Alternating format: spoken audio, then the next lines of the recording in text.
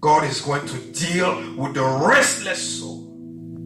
And let us open our Bible in the book of Matthew. We're going to read chapter 11.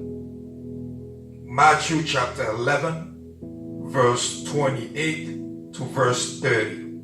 Come to me, all of you who are labor and are heavy laden, and I will give you rest. Take my yoke upon you and learn from me, for I am gentle and lowly in heart, and you will find rest for your soul. For my yoke is easy and my burden is light. For my yoke is easy and my burden is light. Jesus Christ talking. And Jesus Christ in this passage wants to address a specific issue in your life. And that issue is the restlessness of your soul. When the soul becomes restless. Many people are suffering. Many people are not satisfied. Many people are not content. Many people are unhappy. Why? Because they are restless in the soul. Restless in the soul. The soul is very important in the life of somebody.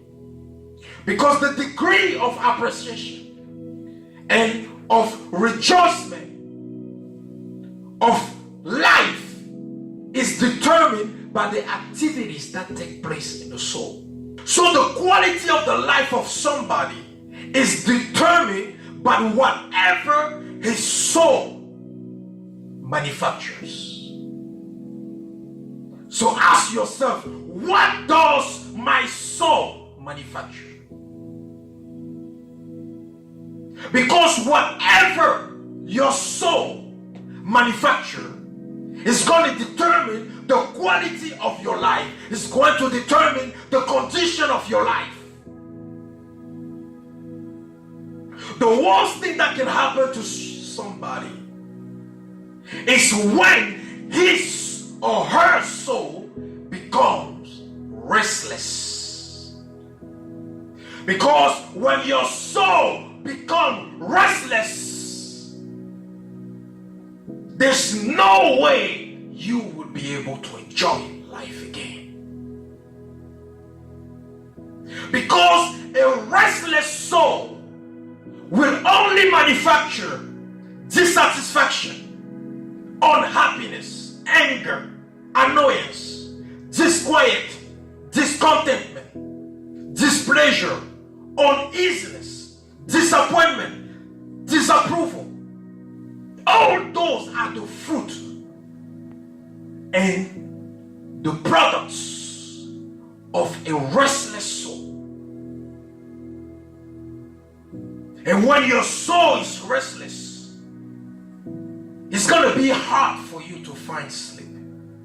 It's going to be hard for you to sleep. Because your mind will be constantly searching for answers. Because when your soul is restless, your mind is at work.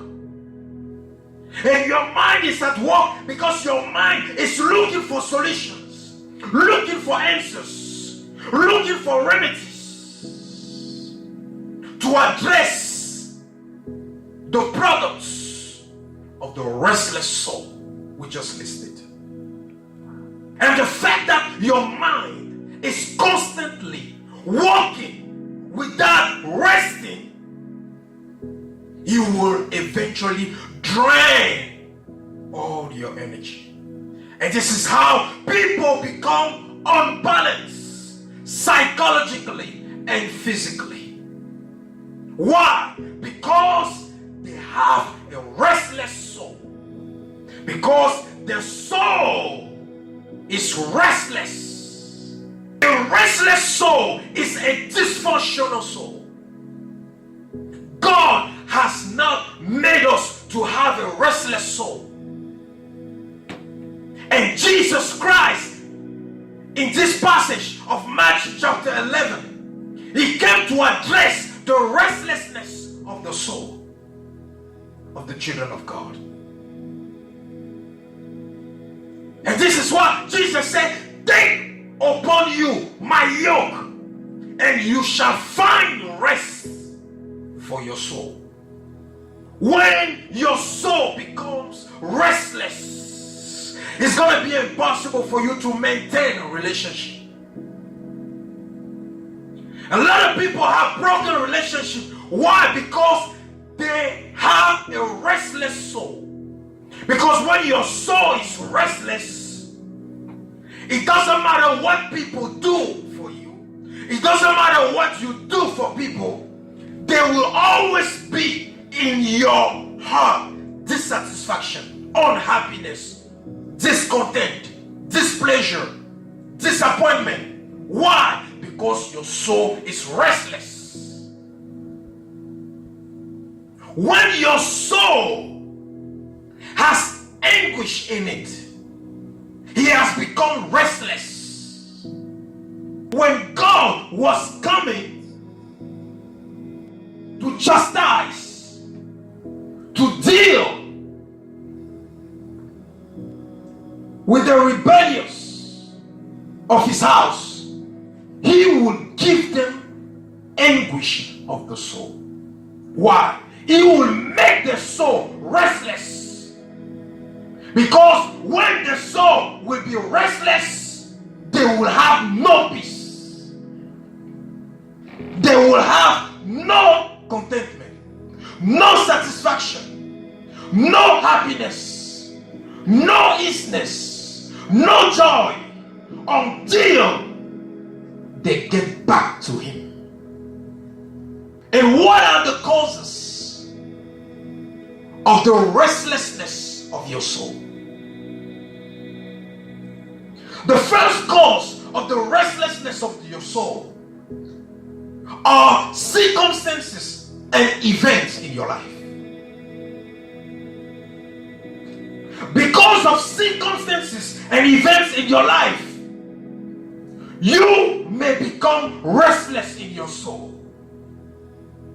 And this is what you can see some people, when they lose the job, they become restless. No more peace in their heart. They can't sleep at night. Other people, when they are in debt, they become restless. Or when you have a deadline to meet for a project or for a business, you become restless in your soul. So events and circumstances around our life can make us become restless in our soul. Number 2, covetousness. Covetousness can make you restless. Because today you can look at things, you can look at people, and you start desiring those things. Because you are attracted by what you see, you are attracted by what you observe, and you have a deep desire of acquiring those things or possessing those things. And because of that, you can become restless in your soul. Why? Because you want to get what you saw. You want to acquire what you desire. And because of that, it can make you become restless in your soul. And we can see in the Bible, in the book of Kings, 1 Kings chapter 21, the Bible talk about Ahab, King Ahab, the husband of Jezebel. What happened? What happened? The Bible says that Ahab saw the vineyard of Naboth, and he coveted the vineyard of Naboth. And he asked Naboth to sell him the vineyard. And Naboth refused. And the Bible says when King Ahab went back home, he was so sad. He was so troubled in his heart that when his wife Jezebel looked at him and asked him, "What is going on, husband? Why are you troubled in your soul?" And Ahab told his wife what happened between him and Naboth. And Jezebel said to Ahab, "Arise, go and eat. Exercise your authority, because you are the king. I will give you the vineyard of Naboth." Do you see how come someone can covet the good of someone else to the point where he is so troubled in his heart? Because the Bible says that Ahab went home and he could not eat because he was troubled in his soul because of the fact that Naboth refused to sell him the vineyard. So covetousness can make you restless in your soul. When you start coveting what you see and you want to get what you see, and unless you get what you see, you won't have peace in your heart. That is covetousness, causing your soul to become restless.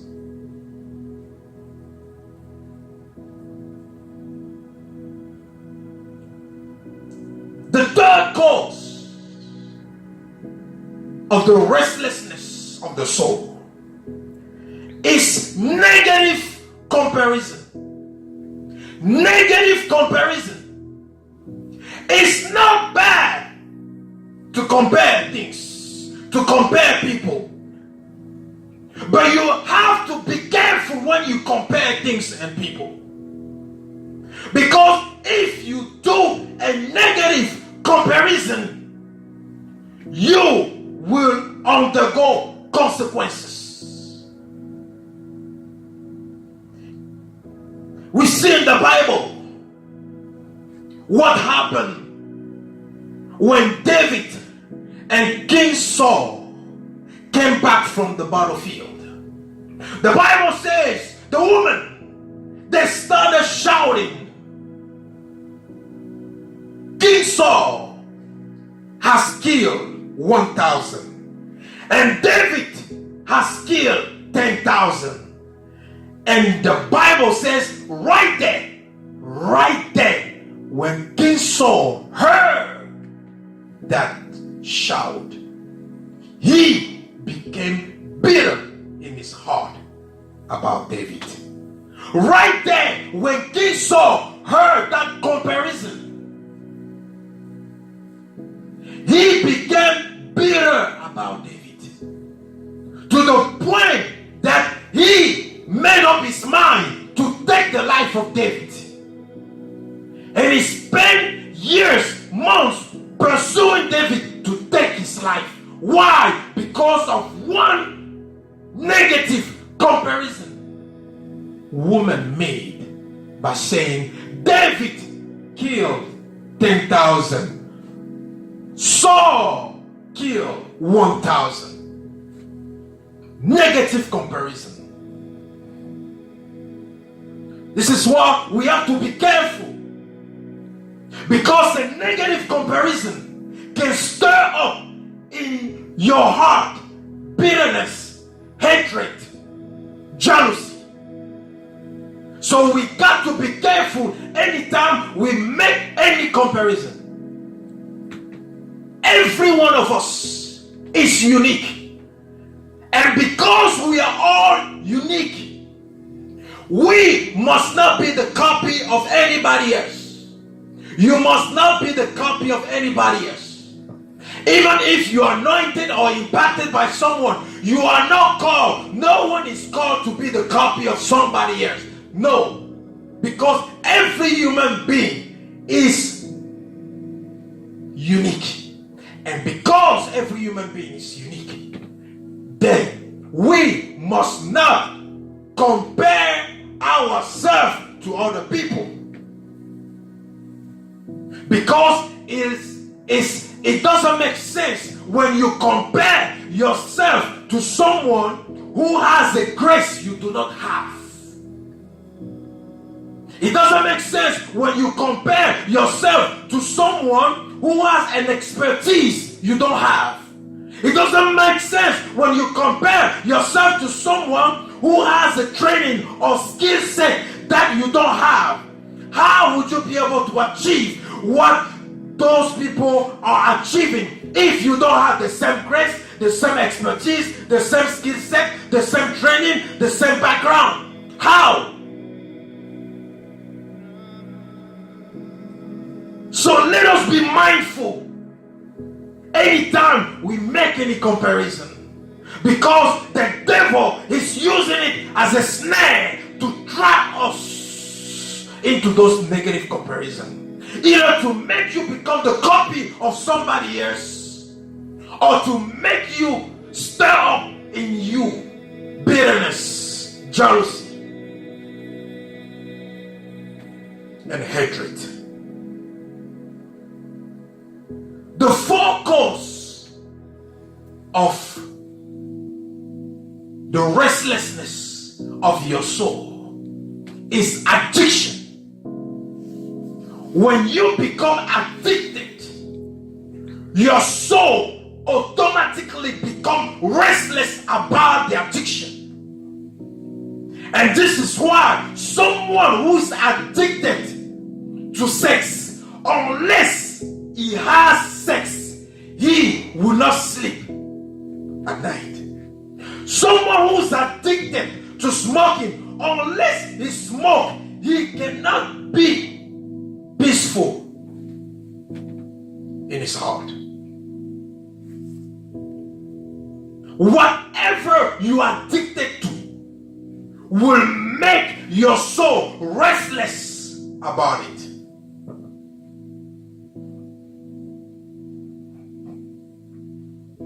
And sometimes we say that we have the urge to do certain things, the urge to do certain bad things. That is an addiction. Doing what? Causing our soul to be restless. And the soul will only find rest when you go and fulfill the desire of that addiction. So addiction is one of the greatest causes of the restlessness of the soul. Unless you fulfill the desire of the addiction, you will not allow your soul to rest. And number 5 cause of the restlessness of your soul is what? It's evil spirit affliction or demonic oppression. Evil spirit affliction and demonic oppression, that is actually the major cause of the restlessness of your soul. Although it is the major cause of the restlessness of your soul, it's also the most ignored cause of the restlessness of the soul. Many people ignore, many people fail to identify evil spirit, demons, as agent behind the restlessness of the soul. Because you need to understand that evil spirit or demons, they have the capacity, the potential, the ability to influence our soul. And you know that the emotions, the feelings, the mind, the will reside in our soul. So when demons have the ability to access your feelings, your soul, your mind, and your will, they will make you restless for the rest of your life. And if you fail to understand that the restlessness of your soul is due to a demonic activity, a demonic oppression, an evil attack, you will go from counseling to counseling, from training to training, from treatment to treatment, and you will find no rest for your soul. And this is why you see people after many counseling, they still commit suicide. You see people after many counseling, they still go back to their addiction. You see many people after the counseling, the training, and all the treatment, they still are depressed, stressed every day. Why? Because those people and those who are trying to help them have failed to understand that the agent behind the restlessness of their soul is actually a demon, a spiritual force that can only be dealt with spiritually.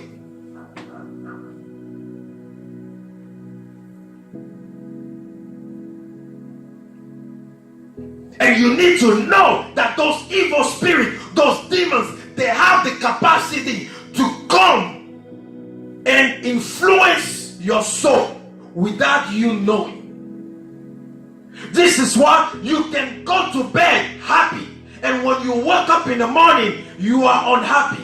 What happened? Have you ever asked yourself why you can go to bed happy, you can go to bed in good mood, and when you wake up in the morning, you're in bad mood?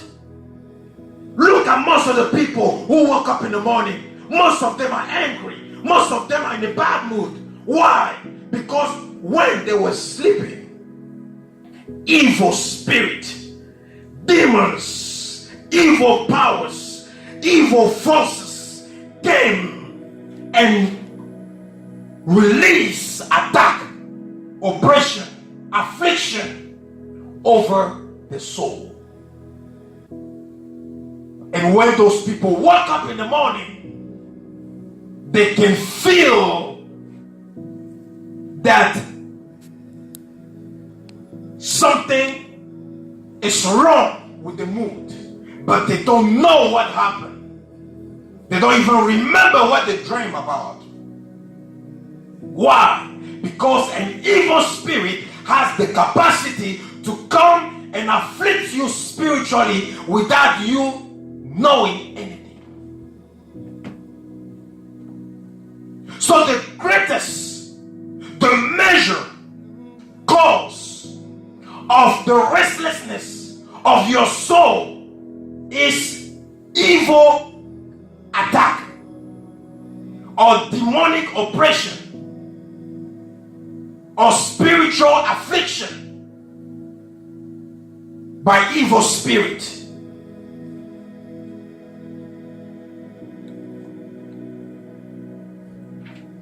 And some people, you can ask them, why are you mad? Why are you angry? Why are you irritated? They will tell you, I don't know. They think that there's no reason.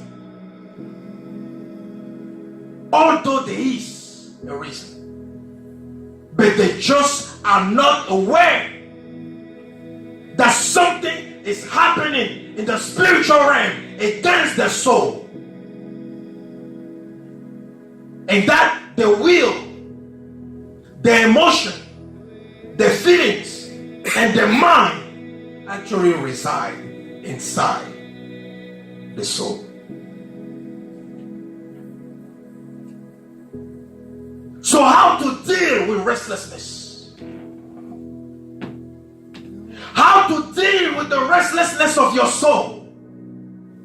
What should you do when your soul is restless? What should you do when you have tried all sorts of treatments and you are still restless in your soul?